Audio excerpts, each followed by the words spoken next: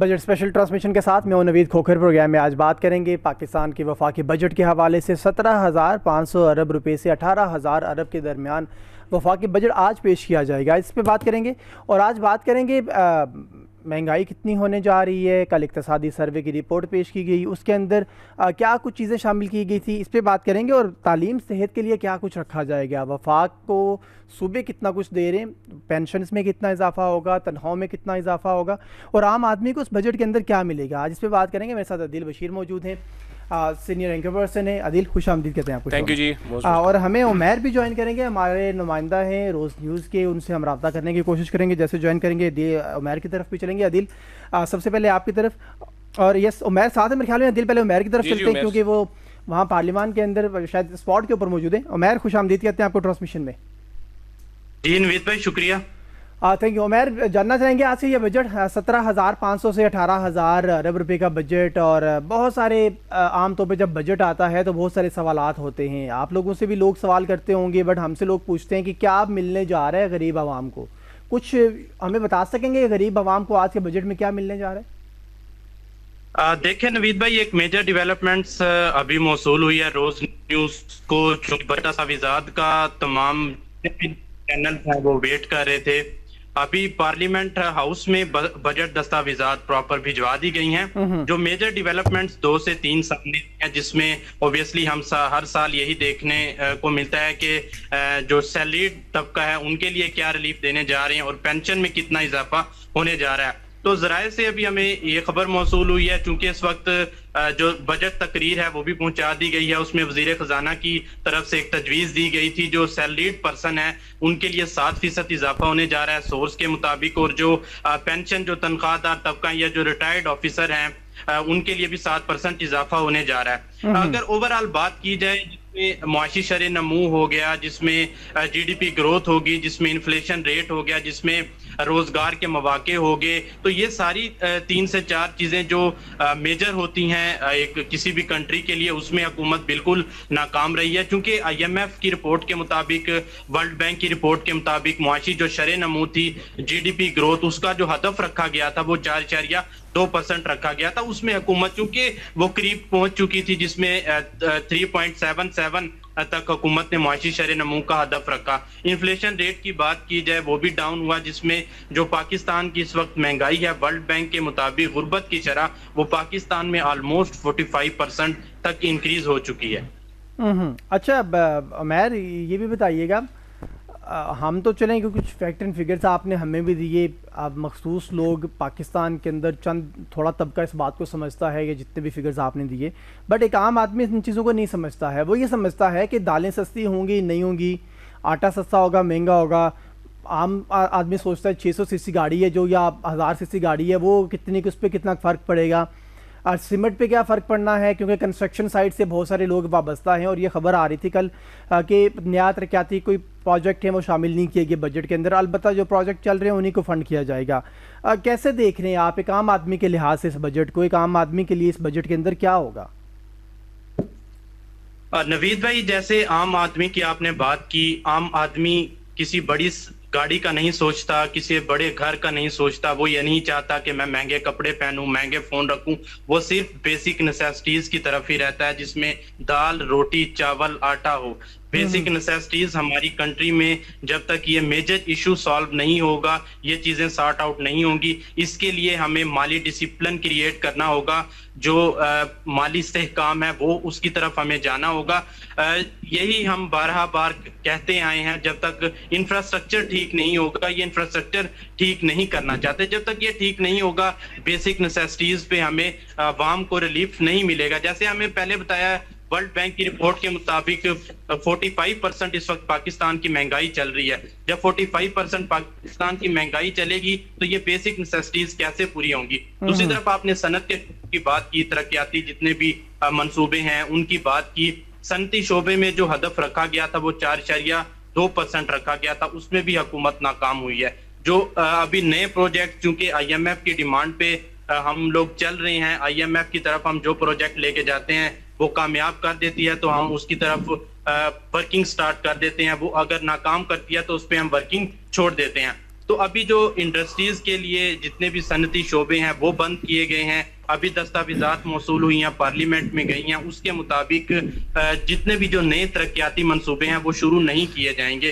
कल कौमी इक्तिसादी सर्वे में भी वज़ीर खजाना ये मेंशन कर चुके थे।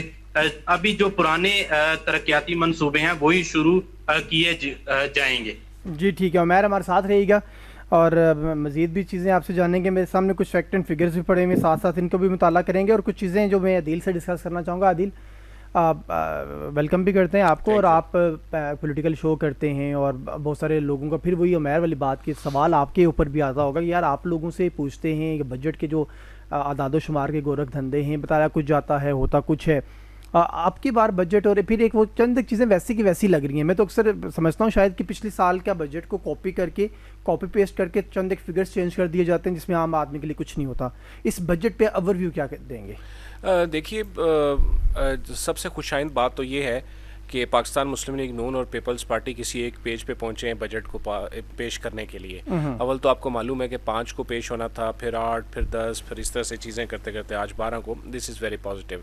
सेकंड ये है कि पाकिस्तान का ये जो बजट है वो इसलिए भी बहुत ज़्यादा इम्पोर्टेंट हमें देखने की ज़रूरत है उसको, कि पाकिस्तान के जो मुआशी हालात हैं, एक्सटर्नल जो हालात हैं वो बहुत अच्छे हुए हैं। रेमिटेंसेस पाकिस्तान को इस दफ़ा बहुत ज़्यादा अभी जो हालिया आई है जैसे सऊदी अरेबिया से, यूएई से और अमेरिका और दीगर ममालिक से आई है, तो ये एक बड़ा पॉजिटिव। लेकिन उन अंदरूनी हालात क्या हैं, आपका जो इनर है, इंटीरियर है, आपका इनर है, अंदरूनी हालात हैं, वो आपका क्या कहता है? अब ये जो आदाद शुमार का एक खेल है, मिसाल के तौर पे जैसे कहा गया कि सरकारी मुलाजमीन की जो तनख्वाहें हैं उसमें 17.5% से 18% तक, नहीं 7% 7 से 8% करेंगे।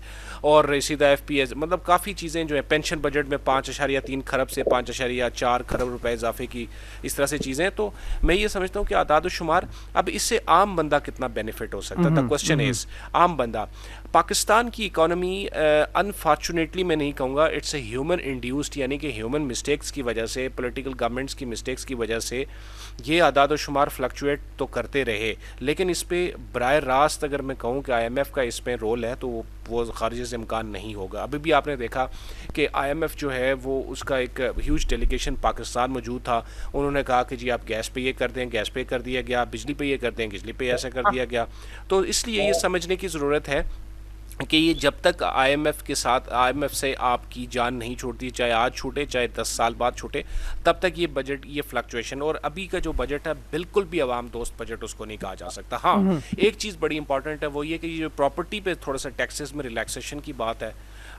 ये चीज़ बड़ी इंपॉर्टेंट इसलिए भी है कि लोगों के काम खुलेंगे, काम बंदे का रोज़गार भी बढ़ेगा। आपके पता है जितने मेसन्स हैं, बाकी जो आपका तबका है जो कि इस इंडस्ट्री से वाबस्ता है, सीमेंट की इंडस्ट्री, फिर सरिया वगैरह सारी चीज़ें, तो उससे इम्कान है उसमें कि कुछ ना कुछ चीज़ें। तो मैं ये अवाम दोस्त बजट इसको बिल्कुल नहीं कहा जा सकता। कुछ हद तक चीज़ें हैं जो इन्होंने टैक्सेस की सूरत में ज़ाहिर निकालनी और फिर वापस IMF का कर्जे भरने। अब अगला सवाल में अगर आप मुझसे करें तो मैं शॉर्टली आपको बताऊँ कि जी देखें जी, इतना रेमिटेंसेज आपके पास आ गई हैं, वो रेमिटेंसेज आप यूटिलाइज करें ना। वो रेमिटेंसेज चाहे किसी शरीफ खानदान की तरफ से आई है, जरदारी खानदान की तरफ से आई है, व्हाटसोएवर किसी की तरफ से आई है, काम बंदे की तरफ से भेजे बाहर से, आम आदमी ने भेजे। हाँ, मतलब रेमिट, तो वो इसलिए बड़ा अच्छा है, ये पॉजिटिव है कि उस रेमिटेंसेज की यूटिलाइजेशन होनी चाहिए। तो ये है इसका मेरा। ठीक है उमैर, ये अदील रेमिटेंस की बात कर रहे हैं, 4.2 या 3 अरब रुपए इस मई के रेमिटेंस आए थे वफाकी हुकूमत के पास, और ये बहुत ह्यूज है यकीनन। इससे पहले कभी एक महीने में इतने रेमिटेंस नहीं आए। उसमें सऊदी अरब में भी 1.20 और 25 अरब आए, और दुबई से, UAE से भी 1 अरब से ज़्यादा आए। दुबई, दूसरे मिडल ईस्ट और दूसरे ममालिक से भी बहुत सारे रेमिटेंस आए। आप समझते हैं कि इन रेमिटेंस को आप एक हमारी लॉन्ग टाइम पॉलिसीज़ का हिस्सा हो सकते हैं रेमिटेंस? क्योंकि आमतौर पे ममालिक को देखा गया कि वो रेमिटेंस के ऊपर अपने बजट नहीं बनाते। रेमिटेंसेस के ऊपर बजट बनाएंगे तो आपको यकीनी तौर पर जब वो पैसा रुकेगा, किसी भी वजह से दूसरे मुल्क में इशू आएगा, वो पैसा रुकेगा, तो आपके सारे का सारा बजट डिस्टर्ब होगा। एक तो इस पर बात कर लीजिएगा, कोई अगर और फिगर भी आपके पास है तो मुझसे शेयर कीजिएगा। नंबर 1। नंबर 2, महंगाई की शरह बताई जा रही है कि 28.9% है। ये कल इक़्तिसादी सर्वे रिपोर्ट के अंदर कहा गया है। क्या महंगाई को पता नहीं किस तरह से इसको डिफ़ाइन किया जाता है, गवर्नमेंट कैसे डिफ़ाइन करती है? कि हमें तो ऐसा लगता है जैसे 50% लोग हैं जो पाकिस्तान के वो खत्ते गुर्बत से नीचे गुजारा कर रहे हैं। क्या कहेंगे आप? देखिए नवीद भाई, महंगाई की जब इजलास में उसकी 8.4 से कम करके 8.2 की उसकी मंजूरी दी जाएगी, ये जून के महीने से हट के है। यानी कि मई तक डेटा जो महंगाई का था वो 7.25 से इंक्रीज होके 7.55 एंड 7.58 तक गया। ये महंगाई की शरह इस वक्त चल रही है पिछले 11 महीनों में। अब एक महीने का के अगले साल का भी डेटा कल इक्तिसादी सर्वे में वजीर खजाना की तरफ से बताया गया, क्योंकि इस वक्त खिते में कशीदगी जारी है। तो ये 8.2 तक उसकी मंजूरी दी गई थी, महंगाई में कोई कमी नहीं हुई। ये मंजूरी उस गई थी चूंकि सर्वे जारी किया गया। अब एक साल का डेटा फिर उन्होंने अगले माली साल का कहा। और दूसरी बात, आपने रेमिटेंस की बात की, जैसे अदील भाई भी ये बात कर रहे थे, 5 साल का जो हमारा कर्जे का सूद है जो हमने देना है वो 45,000 अरब है। हर साल इसमें 9,000 अरब रुपए हमने देने हैं। वो 9,000 अरब रुपए अगर एजुकेशन पे लगेंगे, अगर हॉस्पिटैलिटी पे लगेंगे, अगर हॉस्पिटल पे लगेंगे, रोजगार पे लगेंगे, इट्स अ ह्यूज अमाउंट। अगर ये अमाउंट्स इन चीजों पे, इंफ्रास्ट्रक्चर पे लगे, मेडिकल पे लगे, एजुकेशन पे लगे, रोजगार पे लगे, अनएम्प्लॉयमेंट को खत्म करने के लिए लगे, तो ये चीजें ठीक हो सकती हैं। क्या हम चीजें ठीक करना चाहते हैं या नहीं करना चाहते, ये एक अलग चीज है। 9,000 अरब रुपए नवीद भाई जब हम कर्ज की सूद में देंगे, तो अगर इन चीजों पे लगेंगे तो अनएम्प्लॉयमेंट बढ़ेगी, उसकी कम होगी, रोजगार मौके बढ़ेंगे। जैसे अदील भाई एक बात कर रहे थे उस पे प्रॉपर्टी के हवाले से, तो 2 शिकें लगती हैं जब हम लोग प्रॉपर्टी खरीदते हैं या सेल करते हैं, 236K और 236C। तो ये एक मेजर डेवलपमेंट्स है, ये FBR की तरफ से खत्म की गई। और एक जो महाना 1 करोड़ जिनकी आमदन है उस पे एक सरचार्ज लगता था टैक्स के अलावा, वो सरचार्ज खत्म किया गया है। 50,000 जो महाना जिनकी इनकम थी उन पे पहले टैक्स था। अब मेजर डेवलपमेंट्स आई है हुकूमत की तरफ से, वो 1 लाख से जायद आमदन यानी कि 1,83,000 जिसकी आमदन होगी उस पर जो है वो टैक्स देंगे। पहले 50,000 पे था, अब बढ़ा के उसको 1 लाख कर दिया गया। तो इसमें 5 से 10% जो है वो टैक्स की छूट दी गई। ठीक है। अच्छा, मुझे ये भी बताइएगा आप उमैर के कहा जा रहा है इलेक्ट्रिक हाइब्रिड गाड़ियाँ हैं वो भी महंगी हो जाएंगी। अब हाइब्रिड गाड़ियों की तरफ पूरी दुनिया वहाँ पे जा रही है। जब हमारे पास पाकिस्तान में वो होंगी तो यकीनी तौर पर तवानाई के लिए जो आप एनर्जी रिसोर्सेज खरीदते हैं दूसरे ममालिक से, पेट्रोल खरीदते हैं, डीजल है, ये सारी चीज़ें वो यकीनी तौर पर वो हमें नहीं खरीदनी पड़ेगी। अच्छा, इस पे सवाल पे भी आएंगे, लेकिन यहाँ मुझे अजान ब्रेक के लिए कहा जा रहा है। नाज़रीन, बजट पे बात करें, वक्त हुआ अजान ब्रेक का हमारे साथ।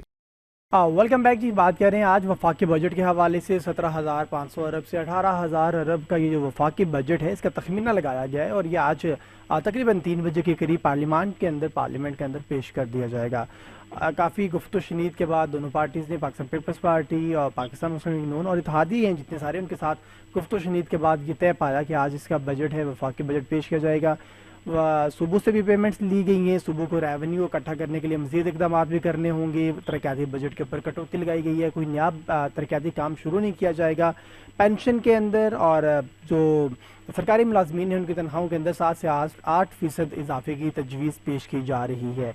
इक्तिसादी सर्वे रिपोर्ट के अंदर कल कहा गया था कि जो महंगाई की शरह है वो 28.9% है, जो बज़ाहिर दिखती नहीं है। हुकूमत ने कोई अपने तरीक़ाकार मुकर्रर किए हुए हैं। कहा जा रहा है कि फ़ीकस आमदनी 1700 रुपये से बढ़ के 1901 रुपये हो गई है।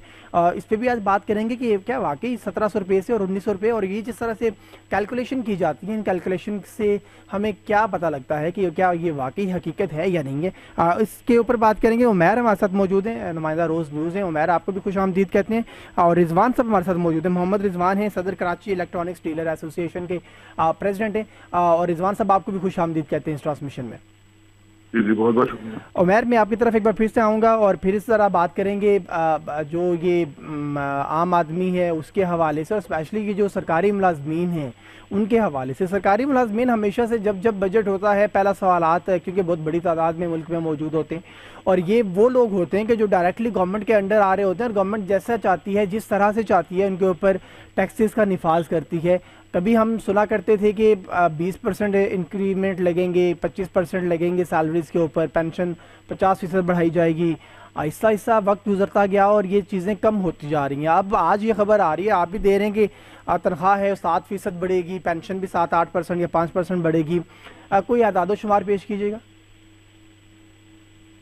जी देखें नवीद भाई, पहले जैसे आपने महंगाई की बात की, गुज़िश्ता एक तकरीबन 11 महीने से पाकिस्तान के अंदर जो महंगाई की शरह इंक्रीज हुई उसमें नुमाया इजाफा हुआ। उसकी बेसिक वजह यही थी कि इंफ्रास्ट्रक्चर पे हमारा काम नहीं हो रहा, जो इकोनॉमिक फ्रेमवर्क है उसको हम ठीक नहीं करना चाहते। इसकी जो दो बड़ी वजूहात हैं, एक तो बड़ी वजह यह है कि हम जो कर्जे लेते हैं उसकी जो शरह सूद है उसमें इजाफा हुआ है। 5 साल के अंदर जैसे मैंने आपको पहले बताया 45,000 अरब हमने रिटर्न करने हैं और ये एवरी ईयर 9,000 अरब बनता है टोटल। ठीक है, इसकी बड़ी वजूहात माली डिसिप्लिन है और जो फाइनेंशियल मिसमैनेजमेंट है, ये दो चीजें हमें ठीक करनी होंगी। जैसे अभी तनख्वाहों में इजाफे के हवाले से हमने देखा, अभी हमारी वजारत खजाना हुकाम से बात हुई, हम उधर मौजूद थे, वहाँ पे सरकारी मुलाजमीन अभी सरापा एहतजाज हैं, वो एहतजाज कर रहे हैं। उनकी वजह यही थी कि जो हमारा चार्टर ऑफ डिमांड है उसको इंक्रीज किया जाए, उसमें जो हमारी तनख्वाहों में इजाफा है ग्रेड 1 से लेके ग्रेड 22 तक जो ऑफिसर हैं उनकी तनख्वाहों में इजाफा किया जाए। क्योंकि अभी हमें वजीर खजाना की जो स्पीच है वो भी हमें मौसूल हुई, उसके मुताबिक जो सरकारी मुलाजमीन हैं और जो रिटायर्ड पेंशन हजरात हैं उनके लिए 7% इजाफा करने जा रहे हैं। क्योंकि जो पीपल्स पार्टी थी वो गवर्नमेंट का भी हिस्सा है, उनकी तरफ से एक तजवीज़ दी गई थी 15% की, उसका हतमी फैसला अभी नहीं हो सका क्योंकि अब बजट से पहले वफाकी काबीना का इजलास होना है, उसमें वजीर आजम की तरफ से मंजूरी दी जाएगी। बट जो सोर्स बता रहे हैं वो यही है कि 7% तनख्वाहों में इजाफा होने जा रहा है और 7% पेंशन में इजाफा होने जा रहा है। ठीक हो गया। हमारे साथ रहिएगा उमैर और मोहम्मद रिजवान साहब मौजूद हैं। रिजवान साहब, आपकी तरफ आऊँगा और जानना चाहूँगा, एक बजट पे कल आपने एक तो इक़्तिसादी सर्वे की रिपोर्ट है वो भी आपने सुनी होगी, कोई न्यूज़ आपके पास पहुंची होगी, बट बजट के ऊपर भी सुबह से आज न्यूज़ चैनल्स कुछ ना कुछ दे रहे हैं। मैं सबसे पहले तो ज़रा आपसे एक ओवरव्यू लेना चाहूँगा। ओवरऑल आपको ये बजट अभी जो आया नहीं है, पेश होने जा रहे हैं अगले 1 से 2 घंटों के अंदर, किस तरह का दिख रहा है? देखिए, हम तो समझते हैं ये बजट जो है ये हिंसों का गोरखधंधा है। ये हुकूमत जो है वो अपने अखराजात पूरे करने के सारा बोझ आवाम पे डालती है। अभी आपने बताया कि सरकारी मुलाजिमीन पे इजाफा हो रहा है, उसमें आम आदमी को क्या उससे असर होगा? आम आदमी को उसमें फायदा होगा? क्या आम आदमी जो है एक 50,000 जिसकी जो है तनख्वाह या उसमें जो है वो गुजारा कर सकेगा? क्या उसको अपने बच्चों को पढ़ा सकेगा? अगर वो बीमार है उसका इलाज कर सकेगा? स्कूल फीस दे सकेगा? नहीं, आप जो है असल में सूद पे सूद दे रहे हैं, तो उसका सारा बोझ आवाम पे डाल रहे हैं। आप लेवी के मन में ले रहे हैं, बिजली आपने बढ़ा दी, आपने गैस बढ़ा दिए रेट, सारा नुकसान तो आवाम का जा रहा है ना। आप अपने सरकारी मुलाजिमीन की बात करते हैं, आपने सियासी जो है सरकारी लोगों को जमा किया हुआ, जहाँ जो है बढ़ाए जा रहे हैं तनख्वाहें। आम आदमी का क्या होगा? जो बेचारा गरीब आदमी है, मिडिल क्लास आदमी है, उसके लिए किसी ने सोचा है? अभी तक सोचा नहीं किसी ने। सिर्फ जो है वो सिर्फ अपने खर्चे बढ़ाने, अपनी आमदनी जो बढ़ानी है और जो है सूद पे सूद देना और जो है आवाम पे सारा बोझ डालना है, ये सरासर ज्यादती है। हमने बार बार सरकार को बोला, कहीं भी टैक्स रेशियो नहीं है इतना, दुनिया में कहीं भी ऐसा रेशियो नहीं है। 30% के करीब जो है वो एक 1% टैक्स देता है, कहीं होता है ऐसा? हर जगह टैक्स। और एक आम आदमी जो टैक्स भी नहीं देता, उसके बाद भी जो खर्चे कर रहा है उस पर सारे टैक्स लगे हुए हैं। आप जो टैक्स नहीं देता टैक्स नेट में ना है ना, जो टैक्स दे रहा है उसको क्यों आप जो है उसको बोझ डाल रहे हैं? ये सरासर ज्यादती है। सरकार को सोचना पड़ेगा कि किस तरह करेगा। आम आदमी जो है वो इस बजट से कोई ताल्लुक नहीं होता उसका, वो तो कोशिश करता है कि अपना जो है घर का खर्चा पूरा कर सके, अपना दाल दलिया बढ़ सके। हर खाने पीने की अशिया महंगी कर दी गई है, लेवी इतनी बढ़ा दी गई है। अभी आपने खुद बताया कि 29% जो है वो गुर्बत बढ़ गई है और अलग अलग सूबे के हिसाब से किसी 50% बढ़ गई, किसी जो है वो 60% अपना 30-35% बढ़ गई। तो गरीब आदमी का क्या हाल होगा? आप ये सोचे, गरीब आदमी के लिए किसी ने सोचा है ऐसा? अच्छा रिजवान साहब, ये जानना चाहूँगा, जीडीपी के अंदर आप क्या समझते हैं, आपके इलेक्ट्रॉनिक्स आलात हैं जो वो कितने % शामिल हैं? पाकिस्तान में कितनी मैन्युफैक्चरिंग होती है इनकी? और अगर इस इंडस्ट्री को कुछ टैक्सेस भी इनके ऊपर कम किए जाएं या कुछ माहौल फराहम किया जाए, तो किस तरह का माहौल होना चाहिए जिससे इसकी मैन्युफैक्चरिंग पाकिस्तान के अंदर बढ़े और आप इसे दूसरे मुल्कों में भेज भी सके कम से कम? देखिए, बदकिस्मती से मैं आपको बता देता हूँ, पाकिस्तान में अभी तक जो है मैन्युफैक्चरिंग हो ही नहीं रही, असेंबलिंग हो रही है। पार्ट बाहर से लाए जाते हैं और यहाँ असेंबलिंग होती है। ज़र मुआवजा बाहर जाता है, वहाँ से जो है डॉलर के संबंध में, और उसके बाद पार्ट्स आते हैं और उसके बाद यहाँ असेंबलिंग होती है। आप उनको जो मैन्युफैक्चरिंग करते हैं उनको सहूलत तो दें, उनकी जो है उस पर टैक्स कम करें, उनकी चीजें जो है जो यहाँ लोकल बना रहे हैं उनको मराहत दें। आप जो है बात करते हैं कि हम एक्सपोर्ट करेंगे या जो है हम यहाँ चीजें बनाएंगे, साहब आप बिजली आपने जो जितनी भी इंडस्ट्री है उनको महंगी की हुई है, आपने गैस उनको महंगी दी हुई है, आपने पानी उनको मैसर नहीं है, वो किस तरह करेंगे कारोबार? हर और अब टैक्सेस की भरमार है, एक के बाद एक जो है वो इदारा जो है वो आता है, फैक्ट्रियों में विजिट करता है, उनको काम करने देता। ये किस तरह का पॉलिसी है? मुझे समझ से भारत है। आपको एक अच्छी जामा पॉलिसी बनानी पड़ेगी, 10 साल पॉलिसी हो, उस हिसाब से जो है मुल्क चले, उसके हिसाब से जो है वो ताजिरों को मराद दी जाए, जब भी ताजिर जो है ये काम कर सकता है। इलेक्ट्रॉनिक्स की बात, इलेक्ट्रॉनिक्स तो हमारी बात की आती चीजें, और लोग समझते हैं कि लोग जो हुकूमत समझती है ये लग्जरी आइटम है, ये लग्जरी आइटम नहीं है, ये जरूरत की चीज है। आपको भी एक वॉशिंग मशीन की जरूरत है, गरीब औरत को भी एक वॉशिंग मशीन चाहिए कपड़े धोने के लिए, एक जो है उसको जो है एक टीवी चाहिए, एक फ्रिज चाहिए, ये जरूरत है, एक मोबाइल चाहिए उसको फोन बात करने के लिए। आप जो है जब तक यहाँ लोकल इंडस्ट्री का क्याम नहीं करेंगे, जब तक उनको बरात नहीं देंगे, जब तक उनके टैक्सेस कम नहीं करेंगे, जब तक की इंडस्ट्री चल नहीं सकती। और हम जो है ये जो जरा मोहल्ला करोड़ों अरबों डॉलर की जो बाहर भेज रहे हैं, इसमें कमी नहीं हो सकती। अच्छा रिजवान साहब, लोग गवर्नमेंट तो ये बात कहती है, एफबीआर के जो लोग हैं वो भी ये बात कहते हैं कि टैक्सेस दिए नहीं जाते आमतौर पे बिजनेसमैन की तरफ से, मखसूस बिजनेसमैन हैं, कुछ आउटलेट्स हैं जो जो जो टैक्स नेट के अंदर शामिल हैं, गवर्नमेंट भी उन्हीं के ऊपर टैक्सेस बढ़ाती रहती है, नए लोगों को शामिल नहीं किया जाता। और गवर्नमेंट की तरफ से ये हमेशा से ही रहती है बात कि लोग टैक्स नेट के अंदर आते नहीं हैं। उसमें बहुत सारे लोग ऐसे भी हैं जो छोटे कारोबारी हैं, और उसमें बहुत सारे लोग ऐसे हैं जो आपके तबके से वाबस्ता हैं, आप इससे इलेक्ट्रॉनिक मैन्युफैक्चरिंग से या इस इलेक्ट्रॉनिक इंडस्ट्री से वाबस्ता हैं। किस तरह से सर इसको ओवरकम किया जा सकता है? कैसे लोगों को टैक्स नेट के अंदर लाया जा सकता है? कैसे लोगों के अंदर ये शऊर उजागर किया जा सकता है कि नहीं, टैक्सेस आपको देने ही पड़ने हैं, ये filer, non filer, late filer वाली टर्म्स खत्म होनी चाहिए? देखिए ये तो हुकूमत की कोताही है ना, अभी तक जो है आप रेवेन्यू जनरेट नहीं कर सके, जो इनकम टैक्स नहीं देते हैं आप उनको रजिस्टर नहीं करते, ये तो गवर्नमेंट की कोताही है। हम तो ये कहते हैं जो देता है उस पर आप टैक्स लगाते हैं, जो नहीं देता उसको जो है आप जो है उसको बढ़ा के उससे टैक्स ले लेते हैं। एक पॉलिसी खत्म होनी चाहिए, टैक्स इनकम टैक्स और नॉन टैक्स पेयर का खत्म होना चाहिए, सबको टैक्स देना चाहिए। लेकिन आप टैक्स के माध्यम में आपको क्या सहूलियात दे रहे हैं, क्या मराहत दे रहे हैं, क्या उसकी मैरिज जिंदगी बहुत बेहतर कर रहे हैं? क्या आपने अभी खुद बताया कि आपने जो है वो तरक्याती बजट खत्म कर दिया, कराची की सड़कें जो है खुदी हुई हैं, क्या हो सकता अब ये वहाँ काम होगा? हमें तो ये लगता है इतने साल हो गए, रोड पर टूटी हुई है, सीवरेज का निजाम खराब है, पानी नहीं है, बिजली नहीं है, गैस नहीं है, आप टैक्स की तो बात करते हैं। आप कम से कम उनको इसका नियमत बदल तो दें।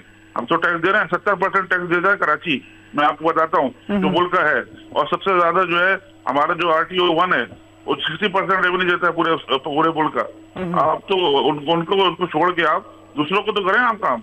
और आपने जो है जहाँ तक बात की जो टैक्स नहीं देते, सरकार ने एक पॉलिसी निकाली है, एक आसान स्कीम निकाली है 1% टर्नओवर पे, अच्छी स्कीम है, उन्हें आना चाहिए। हमने अभी हमारे साथ गुफ्तगू की, उन्होंने बैठे, इसमें जो बहुत से लाखों की तादाद में जो छोटे दुकानदार है, जो पढ़े लिखे नहीं है, जिनके पास डेटा नहीं होता, वो इसमें आएंगे और सरकार को टैक्स देंगे। उससे ये होगा कि जो रिश्वतखोर है उनकी जेब में नहीं जाएगा, उसके बाद सरकार के खजाने में जाएगा। हम ये चाहते हैं सरकार को मिले, और सरकार जो है जो लोग अपने जेबों भरते हैं उनके खिलाफ कार्रवाई कीजिए। एक अच्छी पॉलिसी निकाली सरकार ने, हम इसकी जो है इसकी हिमायत भी करते हैं, और इसको जो है इसको कामयाब करेंगे। लेकिन सरकार का काम है इसको जो है कामयाब करे और नजर देखेगी। As association head sir, as a president association के, आप क्या रिकमेंड करेंगे ये जो रिटेलर्स के ऊपर टैक्सेस लगाए जा रहे हैं सरकार की तरफ से? और फिर अच्छा, आप बात कर रहे थे स्कीम की, स्कीम तो सर बहुत सारी लाई जाती है एफबीआर की तरफ से, बट वो ज़्यादा टाइम एग्जिस्ट नहीं करती हैं मार्केट के अंदर। मार्केट में लोग उनके खिलाफ होते हैं, एफबीआर के लोग उनके साथ मिल जाते हैं, और वो चीज़ें बहुत जल्दी हमें देखते हैं कि पैसा भी जमा नहीं होता और वो जो स्कीम होती है वो पिट जाती है। तो इस स्कीम में तो ये जो स्कीम है ये बहुत अच्छी, ये जो स्कीम जो है ये साथ मिलकर फैसला करने के बाद ये आई है, और इसमें जो एक सादा फॉर्म बनाया गया है, इसमें आप जो आपका जो जेन्युइन टर्नओवर होगा भरे, इसे 1% टैक्स देंगे आप उसको, और इसके अलावा जो है ना आपकी जो ऑडिट होगा, ना आपका कोई इनकम टैक्स अफसर आ सकेगा, और ना आपको जो है हरासमेंट होगी। एक अच्छी पॉलिसी निकाली, इसमें जो है इसको कामयाब करना है हमें, और हुकूमत के भी काम है जो है इसको कामयाब करे, ताकि ज्यादा से ज्यादा सरकार को टैक्स मिले और ये रिश्वतखोरी का बाजार जो है खत्म हो सके। सर इस सारे मामले पे एफबीआर से आपकी एसोसिएशन के सत्ता पे भी कोई बातचीत हुई है कि आपके अपने लोगों को भी इस पे शामिल किया जाए, या फिर आपने ये बस स्कीम सुनी है? नहीं, पूरे इस मुल्क जो है इसमें शामिल किया है ताजिरों को, छोटे ताजिरों को।